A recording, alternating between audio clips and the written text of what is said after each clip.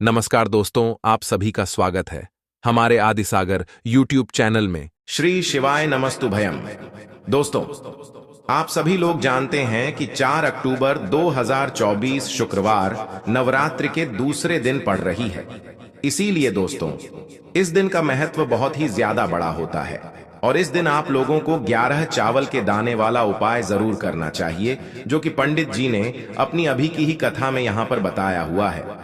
तो दोस्तों, इस उपाय को आपको कैसे करना है, कब करना है, कहां पर करना है और उपाय को करते समय आपको किन किन बातों का ध्यान रखना है, ये सारी जानकारी हम आपको इस वीडियो में देंगे। तो चलिए दोस्तों, उपाय को शुरू करते हैं। देखिए, यह दिन इतना खास होता है, इतना महत्वपूर्ण होता है। देखा गया है कभी कभी बड़े बड़े पूजा पाठ अनुष्ठान से जो मनोकामना पूर्ण नहीं होती है, वह शुक्रवार के दिन एक छोटे से उपाय करने से ही आपकी मनोकामना पूर्ण हो जाती है। और बहुत सारे लोगों ने इस उपाय को किया भी है और उनको इस उपाय को करने का फल भी जरूर मिला है।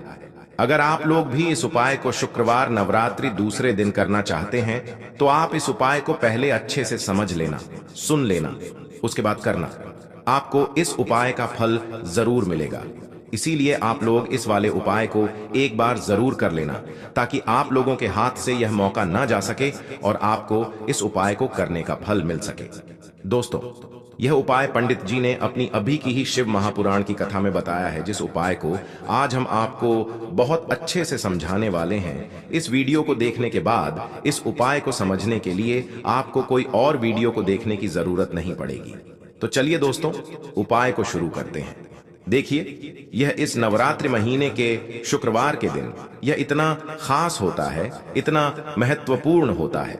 देखा गया है कभी कभी बड़े बड़े पूजा पाठ अनुष्ठान से जो मनोकामना पूर्ण नहीं होते, वह नवरात्रि महीने के दिन एक छोटे से उपाय करने से ही आपकी मनोकामना पूर्ण हो जाती है।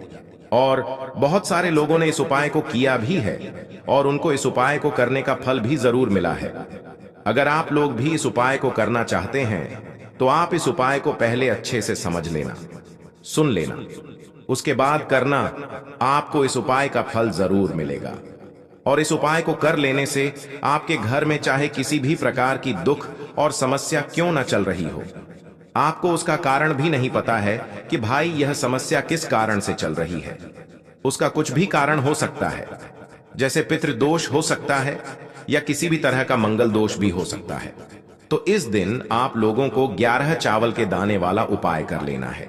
यह एक ऐसा उपाय है जिस उपाय को अगर किसी विशेष दिन पर किया जाए, तो भाई उस विशेष दिन का जो है वह तो हमें मिलता ही मिलता है।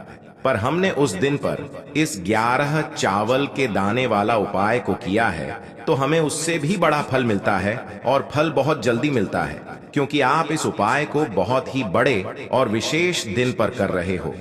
तो चलिए अब उपाय के बारे में बात करते हैं, लेकिन उससे पहले आप लोगों को यह जानना आवश्यक है कि आखिर यह उपाय किस समय करना है, किसको करना है और कैसे करना है।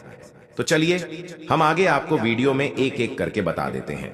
लेकिन उससे पहले अगर आप लोग हमारे चैनल पर नए हैं, तो हमारे चैनल को सब्सक्राइब कर लेना और इस वीडियो को लाइक करके कमेंट बॉक्स में श्री नमस्तु भयम ओम नमः शिवाय जरूर टाइप कर देना। तो दोस्तों, इस 11 चावल के दाने वाला उपाय को हमें इस नवरात्रि महीने के शुक्रवार के दिन कैसे करना है, किसको करना है, किस समय करना है और कहां पर करना है, यह सारे सवालों के जवाब आपको इस वीडियो में मिल जाएंगे। और जो यह वीडियो देखेगा भाई, उसको 11 चावल के दाने वाला उपाय जरूर करना चाहिए, क्योंकि इसकी बहुत ही बड़ा और विशेष महत्व होता है। और जब बात आ जाए 11 चावल के दाने वाला उपाय की, तो यह सोने पर सुहागा वाली बात हो जाती है और यह एक बहुत ही बड़ा उपाय हो जाता है इस नवरात्रि महीने के शुक्रवार का। तो अब दोस्तों, इस 11 चावल के दाने वाला उपाय को आखिर करना किसको है, सबसे पहले हम लोग वह बात जान लेते हैं। तो देखो, घर की जो बड़ी माताएं बहनें होती हैं, उन माताओं बहनों में से कोई भी एक बड़ी माता बहन इस वाले उपाय को कर सकती है।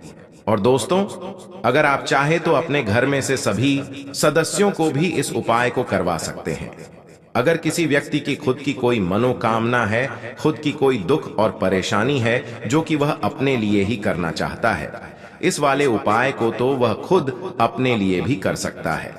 बाकी अगर कोई घर में से ऐसा है जो कि अपने पूरे घर परिवार की सुख और शांति के लिए यह वाला उपाय करना चाहता है, तो भाई वह भी कर सकता है, उसमें भी कोई दिक्कत वाली बात नहीं है। कहने का मतलब यह है कि इस उपाय को हर एक सदस्य भी कर सकता है और पूरे घर परिवार के सदस्य के लिए घर की बड़ी माताओं बहनों में से कोई एक माता बहन भी कर सकती है। माताएं बहनें अगर घर में उपस्थित ना हो या वह यह वाला उपाय न कर पा रही हो, तो फिर घर का कोई बड़ा सदस्य भी इस 11 चावल के दाने वाला उपाय को कर सकता है, चाहे फिर वह पुरुष ही क्यों ना हो, उसमें कोई भी दिक्कत वाली बात नहीं है। उसके बाद में दोस्तों जो अगला प्रश्न निकल कर आता है वह यह आता है इस उपाय को लेकर कि आखिर इस उपाय को हमें किस समय करना है, सुबह के समय करना है कि शाम के समय करना है। तो देखो, इस वाले उपाय को आप लोग सुबह के समय भी कर सकते हो और शाम के समय प्रदोष काल में भी कर सकते हो। अब अगर आप पूछो कि भाई साहब सबसे उत्तम समय कौन सा रहेगा इस 2 छुटकी काला तिलवा उपाय को करने का, तो हम आपसे बस यही कहेंगे कि इस उपाय को आप सुबह के समय करेंगे तो ज्यादा बेहतर होगा। बाकी अगर शाम के समय भी करेंगे तो भी अच्छा होगा, उसमें कोई भी दिक्कत वाली बात नहीं है। तो अब दोस्तों जो अगली सबसे बड़ी और महत्वपूर्ण बात आती है वह यह आती है कि सुबह अगर हम उपाय को करेंगे तो हमें कितने बजे से ले कितने बजे तक के बीच में करना है, और शाम के समय प्रदोष काल में करेंगे तो हमें कितने बजे से लेकर कितने बजे के बीच में करना है। तो देखो, सुबह जितनी जल्दी हो सके आप उपाय को करने की कोशिश करना।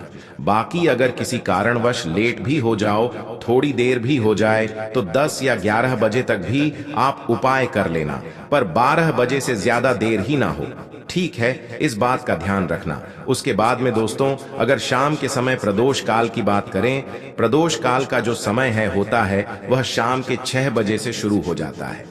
मतलब शाम के 6 बजे से लेकर 7 बजे के बीच का जो समय होता है यह समय प्रदोष काल का समय होता है। इस उपाय को 7 बजे या 8 बजे के बीच में भी कर सकते हो।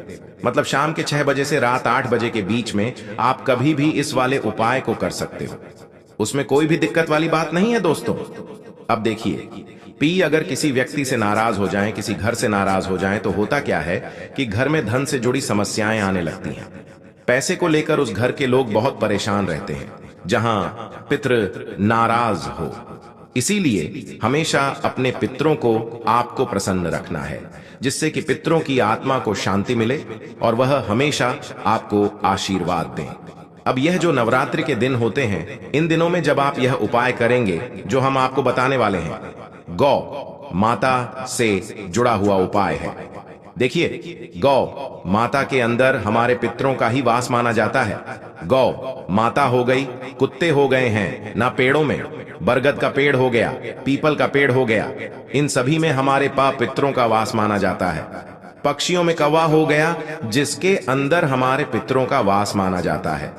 तो ऐसा समझ लीजिए कि जब भी जीवन में दुख बढ़ जाए, कष्ट बढ़ जाए, धन को लेकर आप परेशान रहने लगे, कर्जे जैसी समस्याएं जीवन में बढ़ रही हैं, आपके घर में संतान को लेकर बहुत दुख है, आप अपने घर के लड़ाई झगड़े से परेशान रहते हैं, घर में कोई ना कोई झगड़ा करता ही रहता है, आप सोच सोच कर परेशान रहते हैं कि कैसे घर में शांति आएगी, कैसे से घर में सुख समृद्धि आएगी। अब यह समझ लीजिए कि अगर घर में लगातार झगड़ा लड़ाई यह चीजें आपको देखने को मिल रही हैं, घर में आपके कोई भी व्यक्ति सुखी नहीं है, कर्जा घर में लोगों के सर पर है, तो पितृ आपके कहीं ना कहीं नाराज हैं। देखिए, पितृ दोष जब घर में होता है ना, तो ऐसा नहीं कि आपको देखने से पितृ दोष दिखेगा, इसका आप अंदाजा लगा सकते हैं घर में होने वाली घटनाओं से।